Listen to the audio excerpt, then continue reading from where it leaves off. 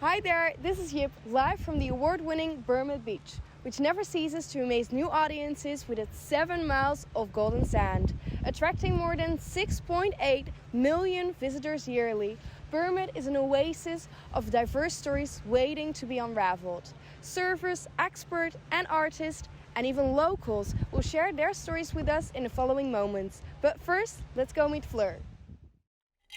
Hi Fleur, how are you? Hi Yip, I'm doing great. Would you fancy a drink? I would love one. What is it? It's delicious, but it's a secret. You will find out later. But before that, we'll learn more about Bournemouth's wall art gallery and we'll chat with Millie Bowman to get the best culinary insights in town. And let's not forget about Bournemouth's famous dock surfing school. Our special guest Vicki and her 4-legged friends will join us in the studio later. Stay tuned.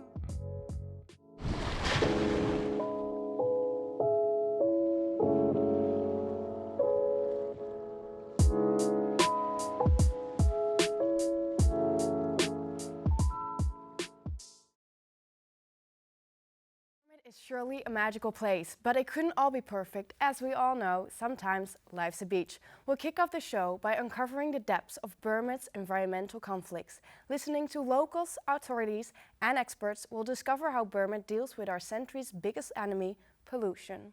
Let's see. From a visitor point of view, we want to make sure that anyone who comes to enjoy our beach literally leaves no impact on the seafront. With the most blue flag awards of any seafront in the UK, the beautiful beach of Bournemouth is certified for its pure water, clean coast and qualitative facilities. Despite the worldwide recognized awards, some locals seem to be unhappy with the waste and litter present on the beach. I think it's a big issue really. It's just horrible to see such a beautiful beach just being ruined by people just carelessly littering. It's obviously a lot worse in summer with people not from here don't respect the beach as much.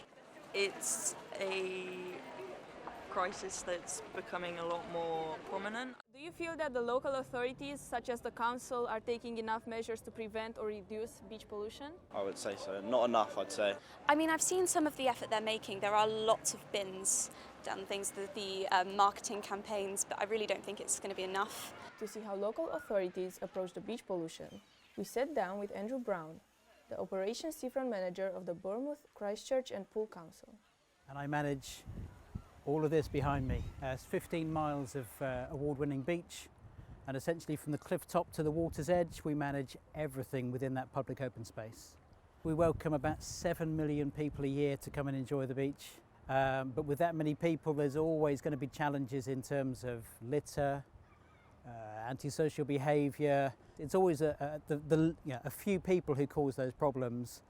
Back in 2017, we'd spent about 10 years trying to engage with our visitors and our residents to make a difference in terms of behaviour, litter being dropped on the seafront. So we're really fortunate we've been given £2.3 million to build an environmental hub here on the seafront. It will be a passive house, a carbon neutral operating building that we will use for school groups and education, an exhibition space, a catering kiosk which we'll run as environmentally friendly as we can, and some public toilets, all on one sort of location. While the council has an optimistic perspective on the future of Bournemouth's waste and littering pollution, the internet is flooding with articles about the coast's sewage leak issues. At the moment, our local wastewater company can legally, in extreme circumstances, put sewage straight into the sea. And reputationally, as well as environmentally, that's a significant risk, and one that we're trying to work with the water companies to improve. But at the moment, we haven't got the control. We can't stop them doing it because it is legal for them to do so. To learn more about the sewage problems on Bournemouth's seafront, we listen to an expert view right in the studio. So sitting next to me right now is Velvet. She's an environmental enthusiast and will be talking with us about pollution. Hi Velvet, thank you for joining us. What did you think about the video we just watched? Well, I thought it was quite interesting to hear from the council member as well, especially talking about like the water, sort of sewage and stuff like that. Yeah, it's like mind-blowing that it's still like legal to have like sewage water into the actual Yes, sea. definitely. I think Yeah. that's something we should really get more proactive on changing, really. Definitely. And you yourself are an environmental enthusiast. So what do you do to like go against pollution and that kind of stuff? Well, I try to like reduce, reuse and recycle as much as possible. So like swapping paper straws or like plastic straws for metal, like reusable. Sort of like menstrual products as well, so like switching to a menstrual cup which can last for up to 10 years as well, which is much better than sort of single use sort of like sanitary pads and like tampons and things like that. As well, like transportation, I don't drive, I take buses and things like that. So. Oh wow. And did you always have like this kind of passion to do something about pollution and climate change and just nature, environmental stuff in general? I mean, well, my mum's always been sort of really into the environment, and from where I'm from in Cornwall, it's sort of a big issue to like surface against sewage and plastic-free Penzance. So I've always sort of had that interest, but it was probably when I was like 17-ish that I really like veganism was like a big thing. Oh, wow, that sort of like pushed me more towards sort of being more. So you like kind of always been into it, you grew up with it, so that's really like, I think that's really special. And do you have any like tips or tricks for people watching from home? I just say sort of reduce where possible, so like when you're at the supermarket, instead of maybe buying like a bag of bananas and plastic, maybe just buying loose where possible, or just like little changes, so things like that really. Yeah, well thank you so much for joining us and for your knowledge, and nature's art is hard to master after all, and talking about art, Bournemouth is full of it. A 2017 local initiative made sure to draw Bournemouth on UK's art map. Gathering no less than 11 vibrant murals, the selfie wall trail proved that walls are in fact only unusually large canvases. Let's see how they did it. We are here today on the beautiful Bournemouth beach, where millions of people enjoy the sun and the sea every year. In 2018, the Selfie Wall Trail project was started for locals and tourists to enjoy selfie-worthy street art on the coastline. Today, 4 years later, we are here to talk to Milos about his art in a selfie wall trail.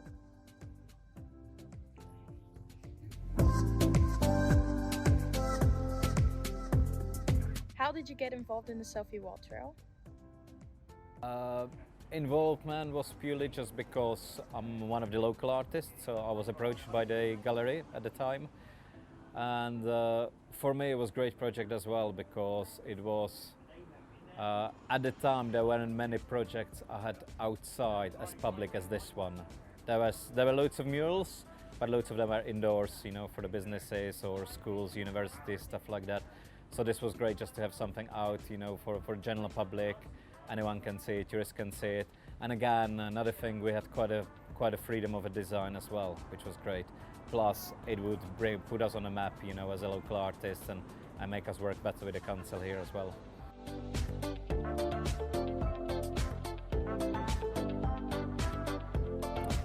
So, inspiration, both of them was dictated by the location.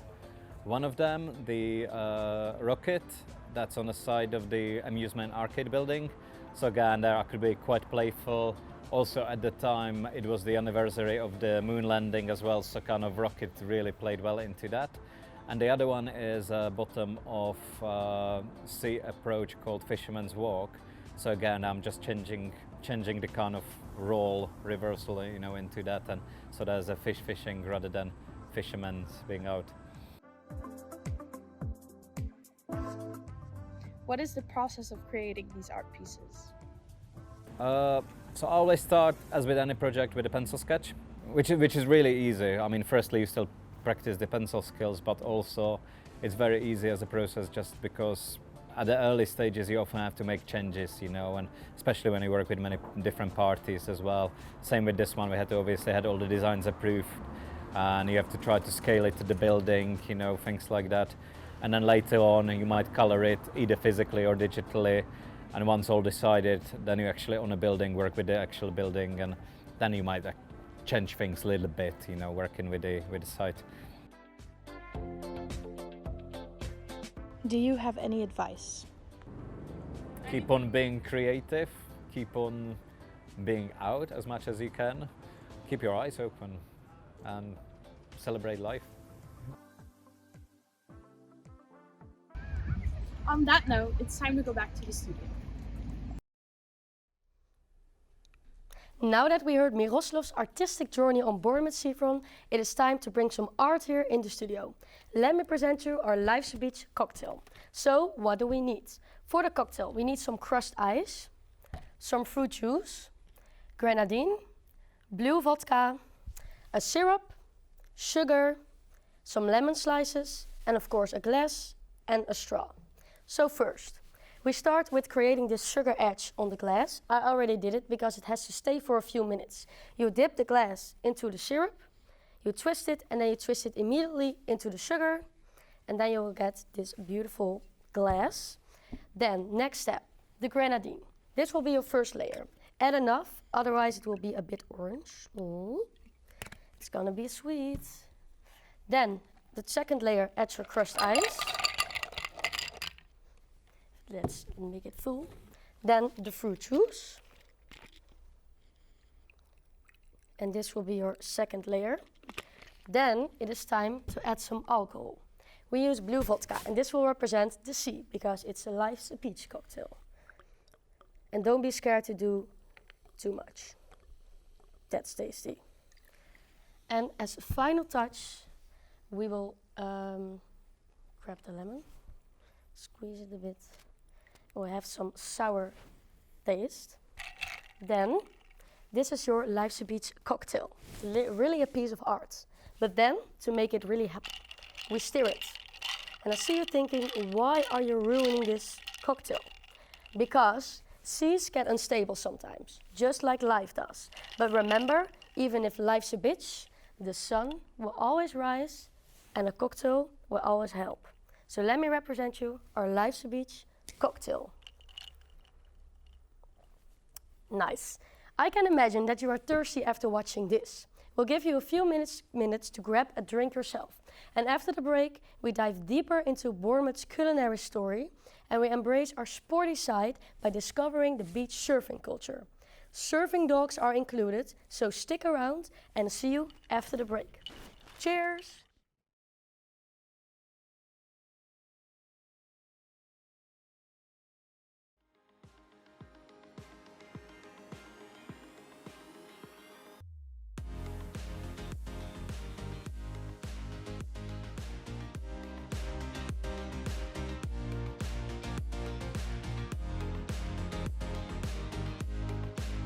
Dit gebouw komt oorspronkelijk uit 1922, maar sinds 2014 is het een multifunctionele accommodatie.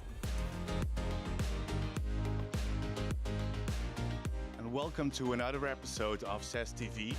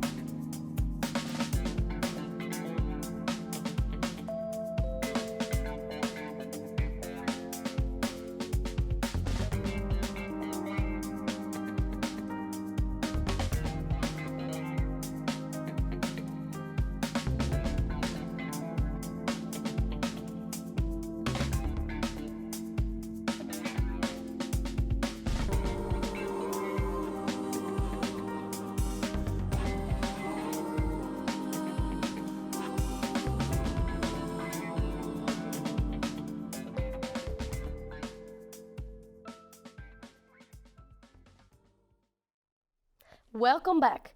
I am not the only bartender that can make tasty cocktails. Bournemouth is packed with lots of amazing bars and restaurants. Tucked away in the gardens of Bournemouth, you'll find the Urban Garden, a hub for delicious food and good drinks. When you walk in, you're welcomed with the open arms of Millie Bowman. Let's see how Millie is doing. And I will take her.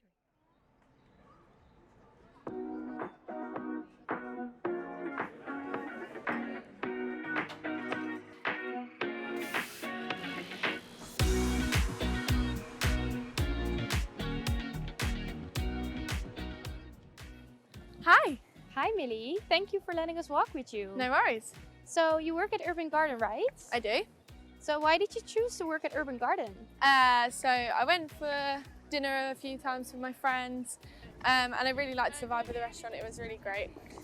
All the staff were really friendly and nice and it was just like a nice atmosphere. So what is the most popular dish at Urban Garden? Well, we live by the beach, of course, so fish and chips. Oh, of course. So what is your go-to dish when you go out for like dinner? Well, it depending on my mood, but I really like Italian food, so pasta's a great one for me. Oh, right. So what does food mean to you?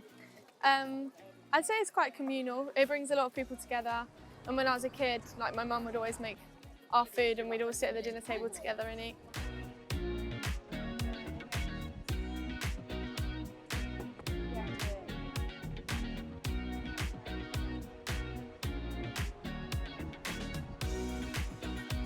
Oh, that's nice. So what is something that you could literally eat every day? Definitely pain au chocolats.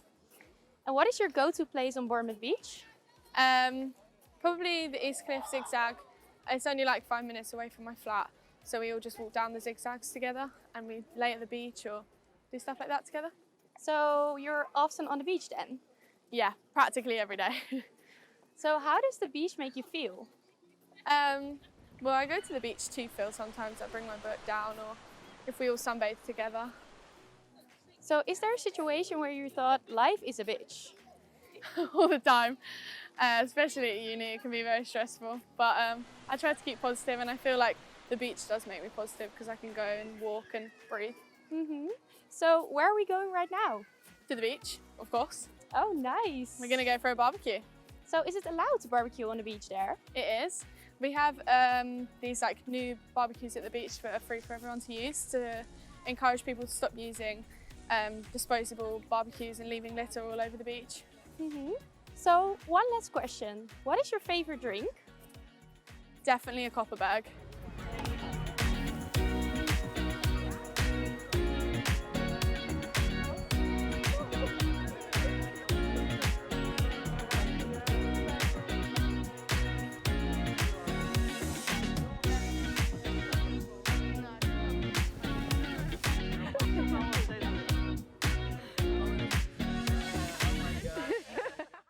So cool that the council has now given people the chance to eat at the beach using non-disposable barbecues for free. But exciting part does not stop here. With great waves and great flat water, Bournemouth attracts both human and dock surfers. Today we meet with Vicki. Hi. Vicki. How are you doing? I'm good, thank you. But you're not the only guest here. No, I've got my favourite friend Oscar. Oh, yeah, he's a good boy. So and Hugo, who is my very clever dog who runs around and has one hip bone, so he copes very well in life. Oh my god. Well, before chatting more with you, Vicki, we go back to the beach because that's where the real action happens. Yeah. We'll see you as well on the beach, I think. Yeah, I think so. Let's see.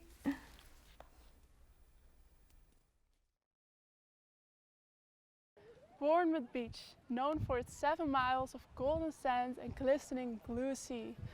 People all around surfing, running, having adventures on the water. But what is more fun than combining this with your best friend?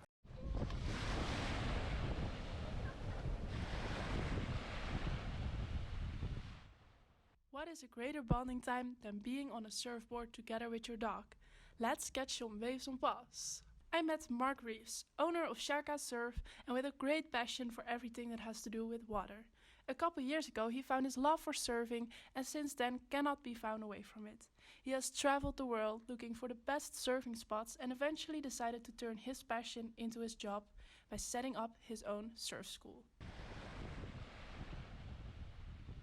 Shaka Surf we started 2015, so yeah, 7 years. The love of surfing really and the ocean. We do surfing when we have waves, and then we do paddleboarding. We have no waves. Yeah, pretty much do lessons. We do hire. Teaching dogs to surf on a board, that's another thing. When I heard of this, I had to see it with my own eyes. So I went to visit one of the dog surfing trainings. It's just a bit of fun. Like, you know, as long as the dog's happy in the ocean, it's a bit of fun and everyone's like, what?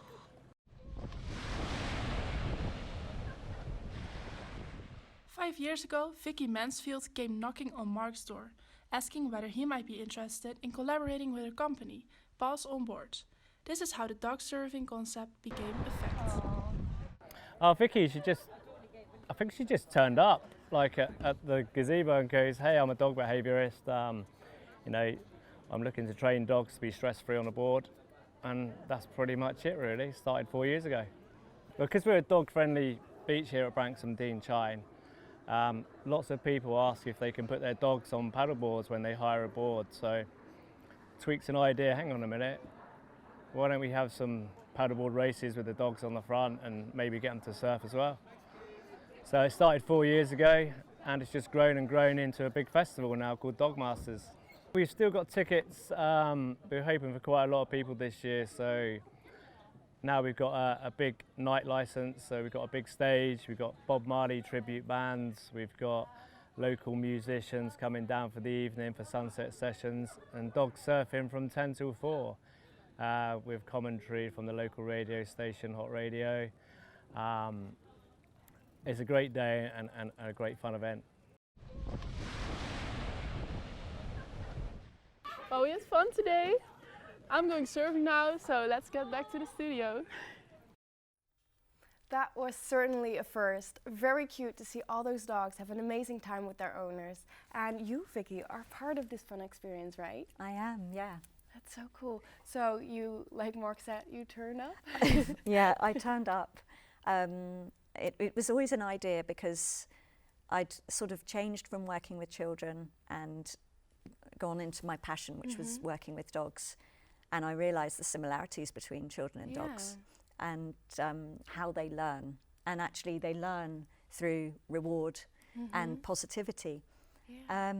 I used to get out on the water years ago and surf, and I just thought, you know what, it would be really nice if we could teach our dogs to have a hobby with us and do surfing and paddleboarding.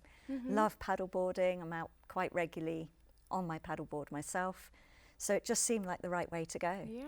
I thought that there's got to be a way to do this, so introducing calmness with dogs and so calm as well reducing stress is something that I kind of specialise in with dogs, and if you can help them to become stress-free, relaxed on a board and also really value the board, they start to use it appropriately. Yeah, and it's also about like trust with the dog owner. Huge. Yeah, if you can build the relationship with the owner and the dog and the board and the water, it's like a circle of life.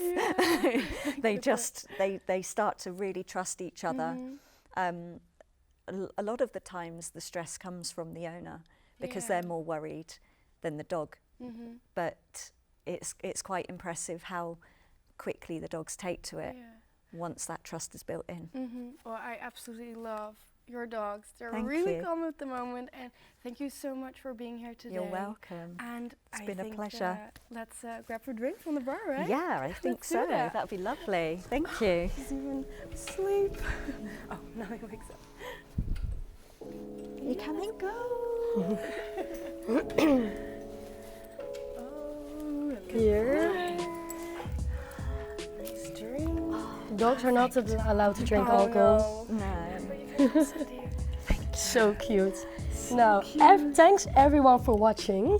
Yeah, from street art projects and beach barbecues To environmental conflicts and dogs on surfboards. Today we caught a glimpse of Bournemouth Beach. As we all know, life's not just a bed of roses, but it's nevertheless worth exploring to the fullest. So let's cheers on Life's a beach! Life's a beach.